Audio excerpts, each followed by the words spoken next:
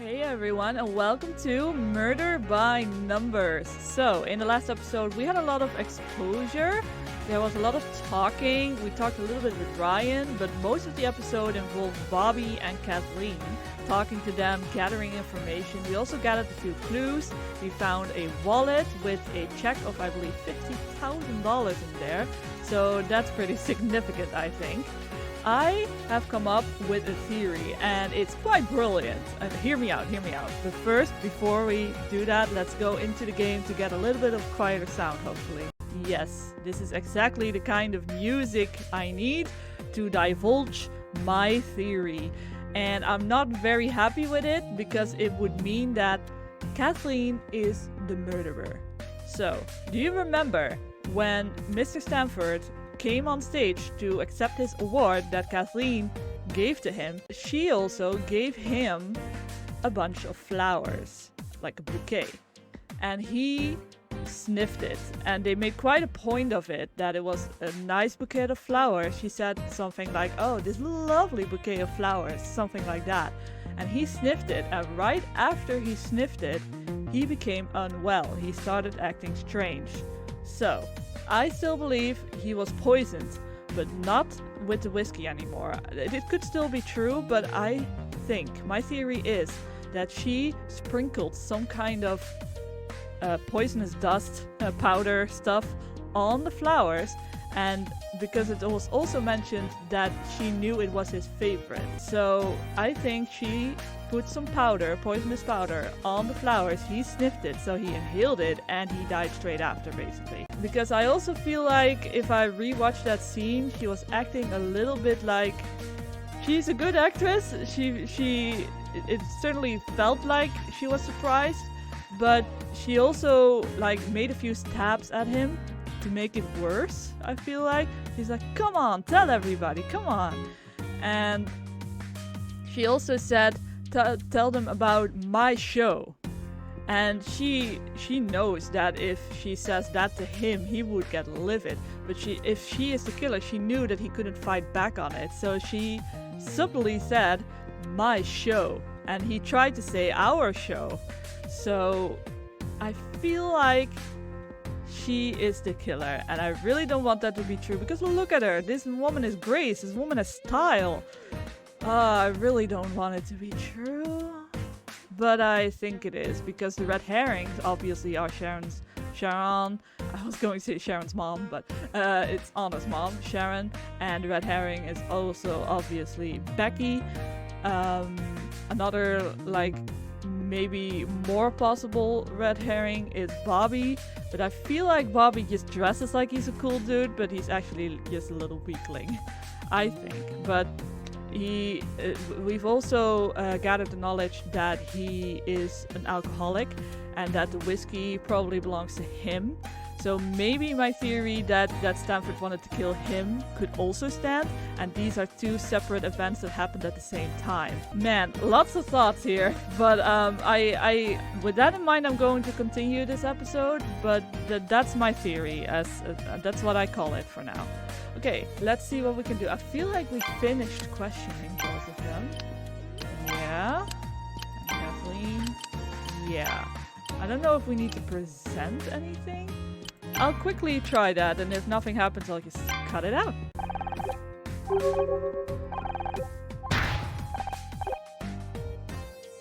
Wait, did we already have this conversation?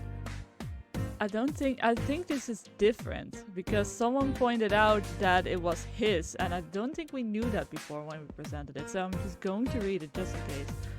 What? That's crazy. You don't know what you're talking about. Ah, this is definitely different. I'm sorry for skipping it. In fact, I've seen Dick with a hip flask backstage. Probably his. You saw how he acted on stage. The guy was drunk and an ass. Right. He's really trying to make it look like it's not his, so it is most definitely his. Other than that little tidbit, there was nothing that he responded to. So let's try her now. This is an interesting one. I was so pleased when they found out they wanted me to give Dick his award. I'd been waiting for a moment like this for a long time. So That if she's the killer, that sounds really ominous, doesn't it? Now it's all over and nothing will ever be the same again. She didn't want things to be the same because she was bullied and heckled as all hell, so I feel like I'm on the right track, sadly. Okay, so there was nothing that we could present to Kathleen that solicited any type of response, so we're going to move. I don't know where to though. Let's try backstage. Oh, this is weird. I don't trust him at all. Oh, there's a new conversation topic. Let's try that. Kathleen said she saw you and Dick arguing over lunch earlier today. Care to explain? Ah, that was nothing. We were talking about some business. Things go a little out of hand. It happens. Except in this case, the other guy turned up dead a few hours later. What, you think I did it? What is with you? You've always got to turn me into the bad guy. Because you probably are. We are just following up on the available evidence. It's nothing personal. I think this scout thing is a bad influence on you. Man, that's toxic masculinity if I've ever heard one. If I've ever heard something. Because that just sounds straight up like a sentence out of a movie of a guy that's way too jealous. I'm serious. I do my best to support you, but you don't make it easy. You really make it sound like you're still married. Dude, newsflash, you're not. Let's check if the wallet is his. It is his. Oh no. I did not expect that actually. Because last time I surmised that he made the payment to the killer. So the wallet would be the killer's. But maybe he was planning on handing the $50,000 to the killer, but he hasn't had a chance to, so it would still be in his wallet. Ooh. Ryan, what are you not telling me? Hey, you found my wallet. Couldn't help noticing you wrote a big check today. You went through my stuff. You would do the same if the roles were reversed. You are definitely the type of guy who would do that. You just can't help checking up on me, can you? I bet he's kind of smug about it too. Don't flatter yourself. I wanted to see whose wallet it was. So, what was the money for? Nothing. Just business. $50,000 of business? That's a lot of nothing. I don't have to explain myself to you. I mean, that's fair. Oh, Detective Cross! You still here? What did forensics find? We're still waiting on blood tests, but in my professional opinion... Dick Stanford was strangled to death. Round of applause for Detective Cross! Woo! That's some real good detective work right there. We knew that already. Oh, well. We also found... whiskey, spilled on the floor. Telltale sign of a struggle. Yep, we knew that too. Jesus H. Christ. How about the door handle? Oh, we didn't know that. I guess we missed that one. Aha! See? That's why you should leave this to the professionals. We know to check for prints. You found prints? That's great. Well, not exactly. The handle was wiped clean. Well, that's not really a hint then, is it? Other than that the killer is cunning enough to wipe its own prints. Or... no. I was going to say Stanford let the person in. But then there would be no reason to wipe it. The killer must have touched it, otherwise there's no reason to wipe it, so... Seems like the killer cleaned it with the whiskey. Wow. That's interesting. I guess that's a red herring towards Bobby. The alcohol would have acted as a solvent, a very effective solution. Good to know, I guess. So, let me get this straight. The only new thing you found is where some fingerprints used to be. Look. It's not about who found what. It's about coming to the right conclusions. And that takes experience, expertise, and intuition. You want conclusions? We already got 2 suspects, Bobby Price and Ryan Blackstock. She's putting Ryan forward as a suspect. That's incredible.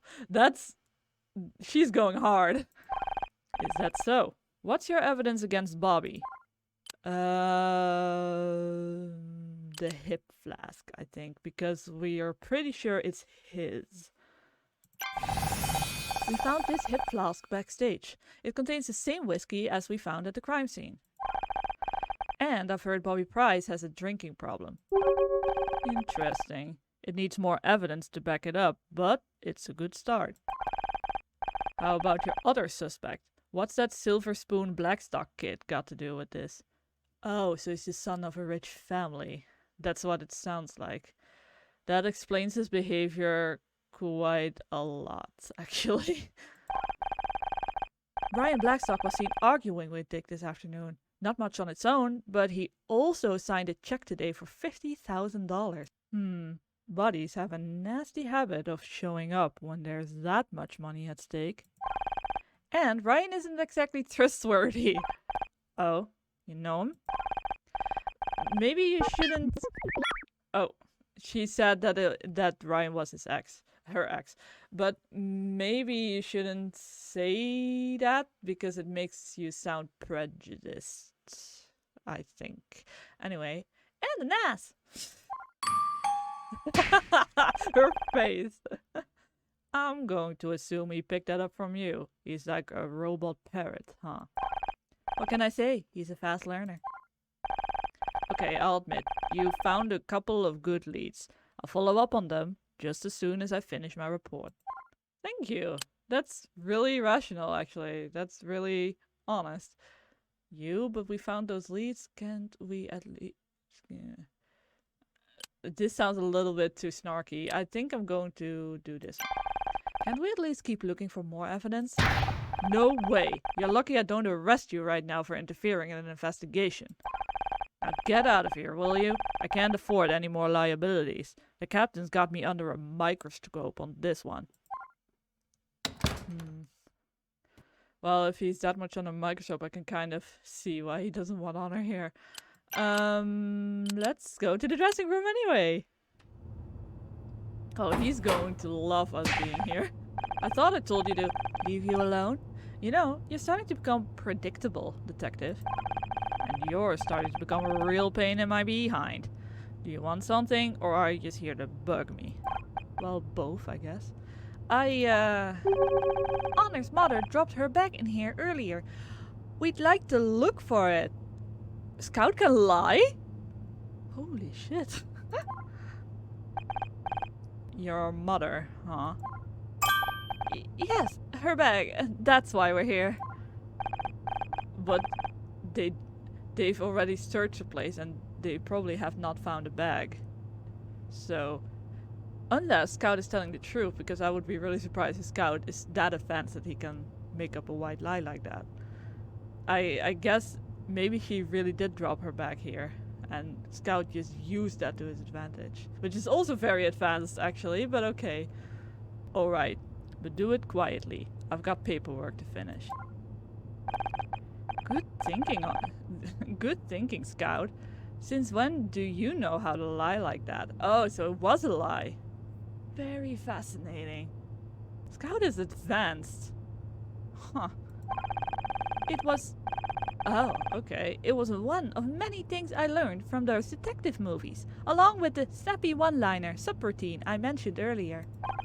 You'll have to show me later. Right now, we'd better look for clues before Cross realizes what we're really doing in here. Okay. I want to question him first. Can we talk?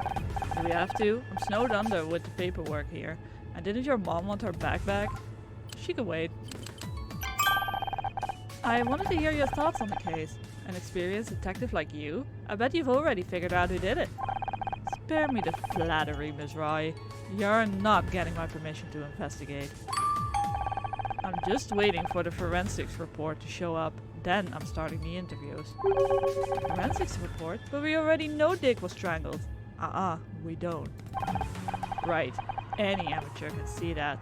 as you've demonstrated, but we still need to know the details.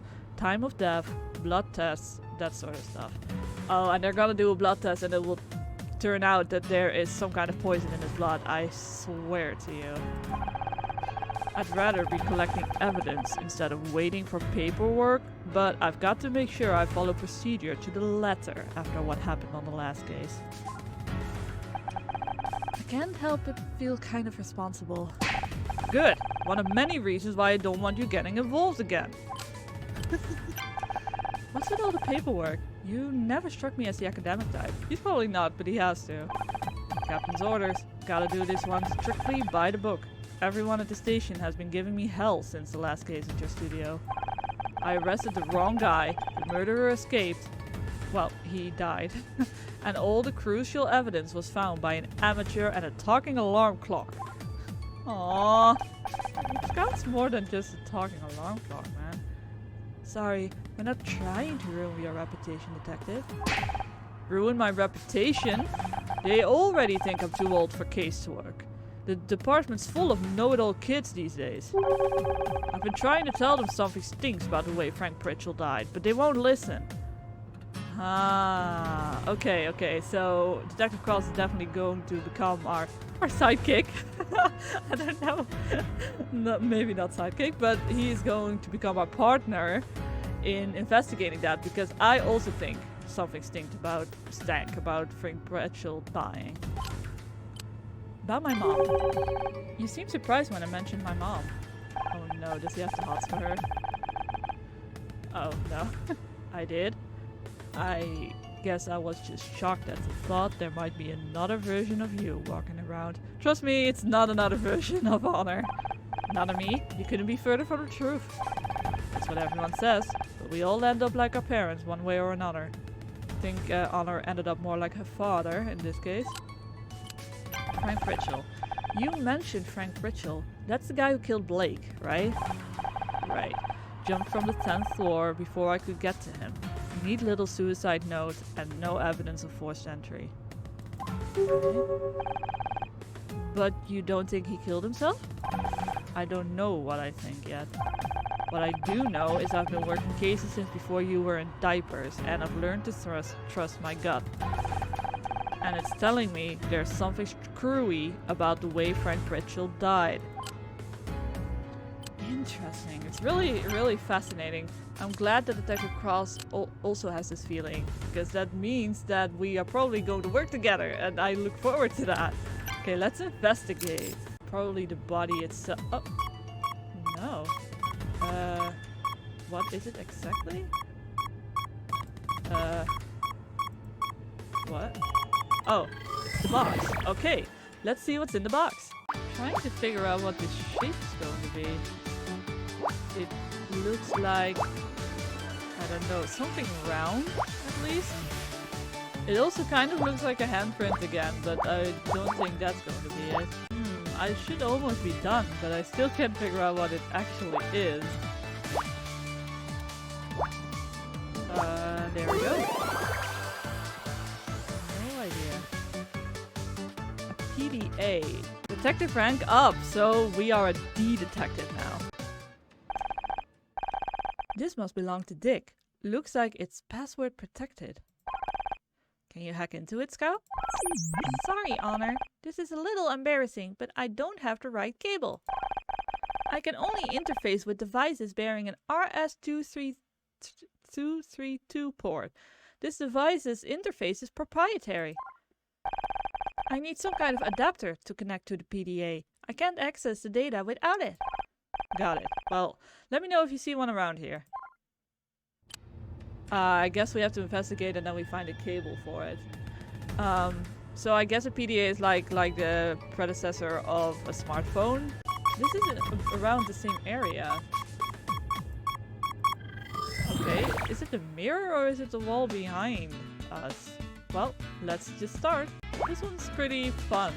It has lots of ones, so that makes it a lot of fun.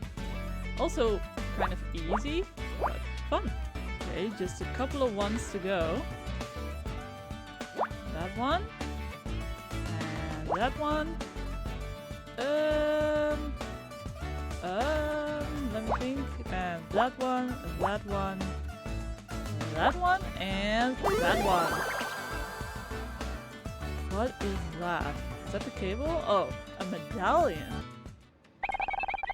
It's some kind of coin, but I don't recognize the currency. That's not a coin, it's a medallion. They give these to recovering alcoholics. Man, if this is all Bobby's, he sure dropped a lot in here. Like, a lot of evidence. Maybe it's planted here. Oh, that would be interesting. If Kathleen is the killer, like my theory goes, she could have stolen some objects that are clearly Bobby's. It's like the whiskey, the hip flask, and the medallion. It's kind of going overboard, but I don't think if Bobby is the one that killed him, there would be this much evidence pointing towards Bobby. Unless it's Stanford's, but I think we're going the route with that it's all Bobby's, and that this evidence was planted here to make Bobby look like the killer. Oh no, I really don't want it to be Kathleen, but I'm pretty convinced at this point. And according to the engraving, Dick Stanford. Oh, it is Dick's. Okay. Huh. So, if he's been sober for 40 years, that means that he wouldn't have whiskey here, right? Then it would have to have been Bobby's. Unless the flask is Stanford's and he's claiming to be sober for 40 years, yet he's secretly drinking out of the hip flask. That could also be a very strong possibility. I don't know what it will... I don't know what this information will do to the case. That's something that I'm interested in, because it seems all so unrelated, but it probably isn't, you know? And according to the engraving, Dick Stanford has been sober for 40 years. If that is true, the spilled whiskey must belong to the killer. Yeah, if it's true. I think we found everything we can in here, at least while Cross is watching. A password-protected PDA and a medallion? Is that enough to crack the case? I don't know about the PDA, but the medallion definitely raises some interesting questions. If Dick doesn't drink alcohol... Then the whiskey and the hip flask it was spilled from is a direct link to the killer. And I think we have a pretty good idea of who it belongs to. Well, Bobby Price. What are you two yammering about? I don't mind you looking for your mom's bag, but can't you do it quietly? We just found it, actually. We'll get out of your hair. Enjoy your paperwork, detective. Way to rub salt in the wound, Scout. It's incredible. She's so much like him. Oh, he knows our dad. Oh no, were they like best friends or something? Was he present when Honor's dad died? Oh, the backstory. Oh, and in the end, they're going to work together, and he's going to become like her godfather or so. Oh my god, this is... Oh, I love this, I love this, I love this. Awesome. Man, I wanted to present some stuff to him, by the way, but they don't give me the chance. Maybe later, I hope. You look like you've lost something. Need any help? What? Oh, hi. Has you lost something? No, nothing. Are you sure? I can find anything. It's cool. I'm just trying to find a men's room. I thought you said you weren't looking for anything. I guess I did. Anyway, I'll just be, right. Bye. Well, that was weird. Yep. Oh, but yet we can still question him. Maybe we like shout like, hey, come back, and then we question him. But I guess that will have to happen in the next episode.